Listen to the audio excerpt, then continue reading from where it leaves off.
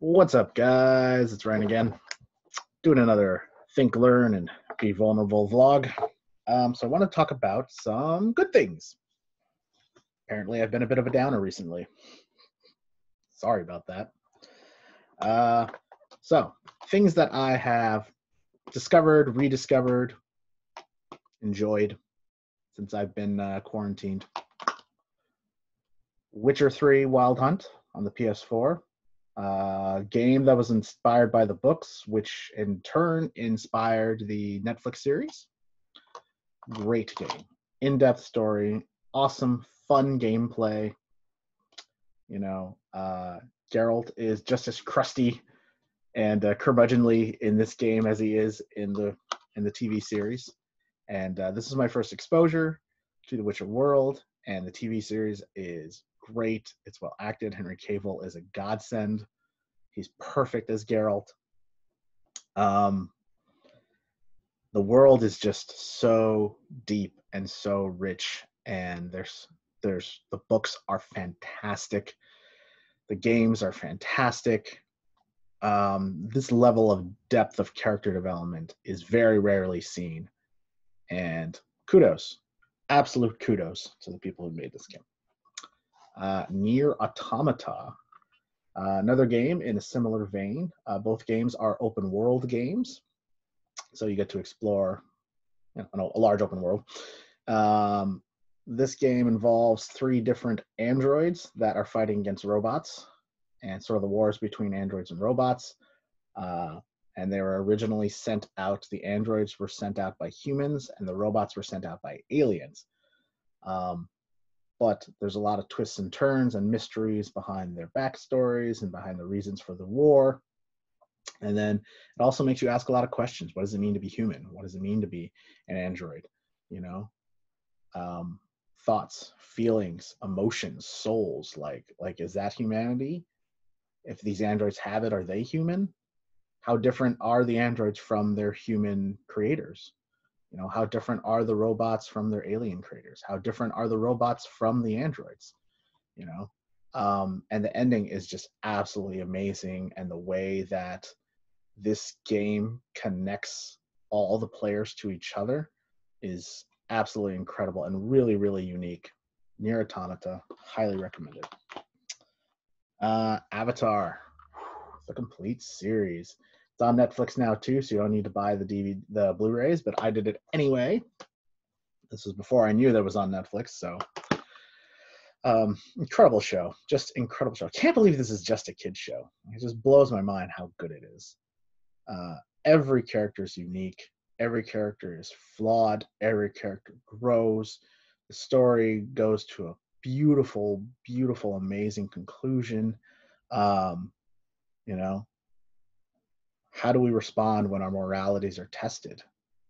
How do we respond when the world is in danger? And are we really all that different? Who can be saved and who can't be saved? Who should be saved and who shouldn't be saved? It's just, it's amazing. It's amazing. And the flaws in the characters are very easily identified in ourselves. And so I think it's an incredible, incredible series. Please watch it. Please take it in. Got the MCU. This is more for nostalgia. All 22 movies, as you can see. That's really more just, hey, I miss large-scale events that everybody's into and everybody's talking about. And it's weird to think that because the internet has come out and there's so much media there, like, it's hard to know if everybody's kind of done the same thing. I feel like we miss that. That's sort of like connection to everybody. Sports used to provide that, but not so much anymore. Game of Thrones did it for a while until it, fell off in season 8. But I like that idea of something that the whole world was getting behind. Reminds me of better times. And then I've got a nice book that I've been enjoying, Solutions and Other Problems by Aliie Brosh. She is the creator of Hyperbole and a Half, which was a webcomic series, which was awesome. And She really humanizes, I don't want to say mental illness, but just mental oddness. You know, she makes me realize that some of the thoughts that I've had are not as odd or only relegated to myself.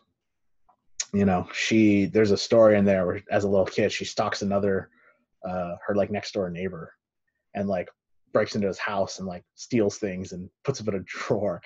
And yeah, when you hear that story, you're just like, oh, that's terrible. Like, I can't believe she would do that.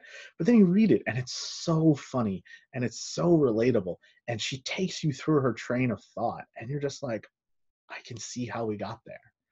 You know, the journeys that she goes on in this book, you're just like, I can't believe I went there with this person, but we did. And it doesn't seem odd at all. It doesn't seem weird at all that we would get to that place, even though what we're doing has been weird the whole time. So, fantastic book, really great. So yeah, you know. So what do I think about? I think that there's benefits to the pandemic. You know, I think that there are some good things that can come out of it. It can give us time for self-reflection. It can give us time to indulge in things that maybe we haven't done in a while. You know, what can we learn from it? Well, we can learn that it's okay to be nostalgic. It's okay to look back on better times. It's okay to indulge into other things, you know, and it's okay to have maybe lost interest in something and then go back to it. You know, it's okay if you don't want to do those things. You know, as far as being vulnerable, yeah, I do hearken to a younger time. I do hearken to a time when I had no responsibilities. I definitely do hearken to a time where I could just go out without wearing a mask and not even think about it. It's been hard. Pandemic's been hard. But I think the main thing is it's find those happinesses where you can. You know, even if there's only small little rays of sunshine in an otherwise dark day, relish those times. You know, enjoy the good times while you got them. And when they're not there, go ahead and think back on them and use them. You know, actors do that all the time where they're like, oh, I need to cry in this scene, so I need to think about something really sad. But you can do the opposite. You know, like things are really sad. If I want to be happy, I can think about things that made me happy before. Go ahead and do them. Rediscover them. You got the time now. Might as well. You know, if all you did was just look at old things that made you happy for the last 8 months, cool, good, because at least it made you happy. At least it kept you going. You know, we'll be through this at some point. We don't know when, but if that's what you got to do to keep yourself sane and keep yourself going, by all means, do it. And you shouldn't feel bad about it.